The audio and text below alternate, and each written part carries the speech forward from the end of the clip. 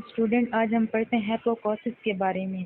Basically हमें पता होना चाहिए हाइपोकोसिस क्या होता है, इसकी काजेज और सिम्टम्स क्या होती हैं। हाइपोकोसिस जो होती है ये एक ऐसी डिजीज़ है जिसमें एक इंसान की ना बिल्कुल सुनने की सलाहियत ख़त्म हो जाती है। या तो वो बिल्कुल नहीं सुन सकता या वो कुछ सुन सकता है, यानी कि पार्शियल और total loss of hearing equity होती है।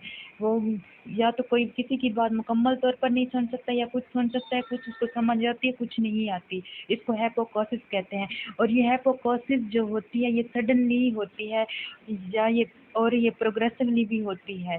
सडनली या प्रोग्रेसिवली होती है और ये जो कंडीशन है ना ये बहुत ही तेज़ी से फैल रही है हाइपोकोसिस की।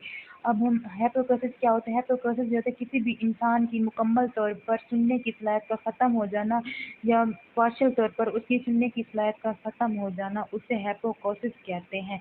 हाइपोकोसिस जो होती है ये सडनली भी हो सकती है, प्रोग्रेसिवली भी हो सकती है।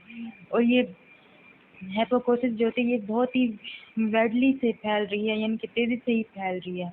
अब हम इसकी सिम्टम्स पढ़ते हैं। इसकी सिम्टम्स ये होती है जो मतलब हाइपोकोसिस का पेशेंट होता है जिसको हाइपोकोसिस डिजीज़ होती है, वो ना ask people to repeat themselves. वो लोगों को कहता है कि उन्होंने क्या बोला है वो उस बात को रिपीट करे, यानी कि जब लोग बात कर रहे हैं तो उसको सुनाई नहीं देता तो फिर उनको वो कहता है कि आपने क्या बोला, आप रिपीट करें, उसको समझ नहीं आ रही होती है। और उसके बाद जो होती है उसको ना फ़ोन पे कॉल्स वगैरह सुनने में डिफ़िकल्टी होती है, उसको ना सुनाई नहीं दे रहा होता कि जो अगला पर्सन है वो क्या बोल रहा है, उसको डिफ़िकल्टी हो रही होती है फ़ोन कॉल पे सुनने में।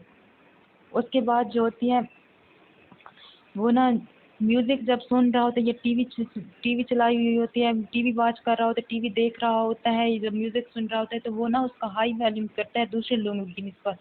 जो दूसरे लोग कम वॉल्यूम से सुनते हैं उसकी निस्बत वो हाई वॉल्यूम के साथ सुनता है, जो हाइपोकोसिस का पेशेंट होता है।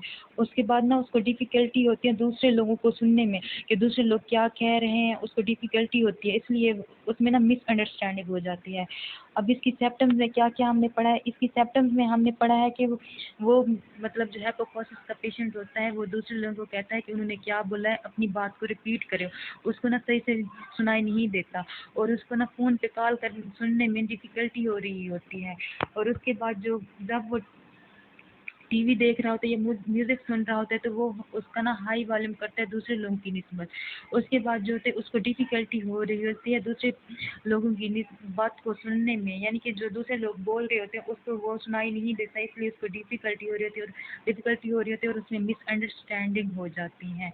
अब हम पढ़ते हैं काजेज़। इसकी काजेज़ क्या होते हैं कि बहुत ज़्यादा शोर होना इसकी काजेज़ होती है, ज़्यादा आवाज़ होना, मतलब लाउड नॉइस होगी, लाउड साउंड होगी, न्यूट्रिशनल डेफिशिएंसी की वजह से हो सकती है hypoacusis, viral infection and other air condition की वजह से भी हो सकती है, यानी कि एयर में कोई वायरल इन्फेक्शन हो गया उसकी वजह से भी हाइपोकोसिस हो सकती है, सुनने की सलाहियत खत्म हो सकती है, progressive genetic changing hair loss भी हो सकती है।